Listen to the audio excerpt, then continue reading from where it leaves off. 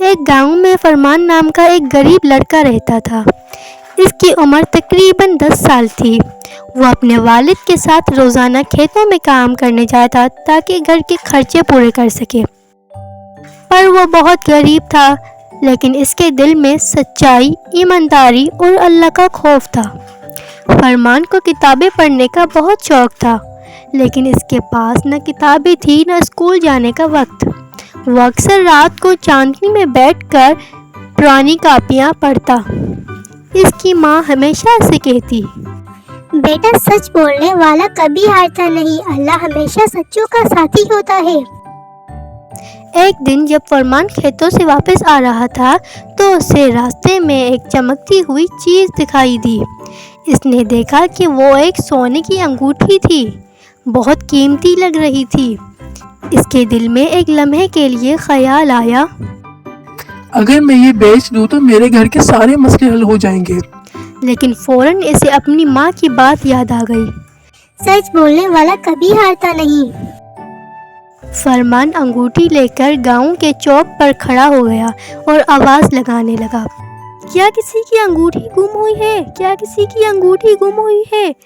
اگر کوئی صحیح نشانی بتائے تو میں اسے واپس کر دوں گا۔ کئی لوگ آئے لیکن کوئی صحیح نشانی نہ بتا سکا۔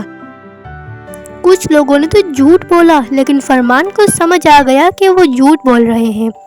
پھر ایک دن ایک بوڑھے بابا جی آئے جن کی آنکھوں میں آنسو تھے۔ وہ بولے، بیٹا میری انگوٹھی گم ہو گئی ہے، وہ میری بیوی کی آخری نشانی ہے، اس کے اندر میرا نام لکھا ہے، عبدالرؤف۔ فرمان نے انگوٹھی نکالی اور دیکھا واقعی اندر عبدالرؤف لکھا ہوا تھا۔ اس نے فوراً انگوٹھی واپس کر دی۔ بابا جی بہت خوش ہوئے۔ انہوں نے فرمان کو گلے لگا کر کہا، بیٹا آج کے دور میں تجھ جیسے سچے لوگ بہت کم ہیں۔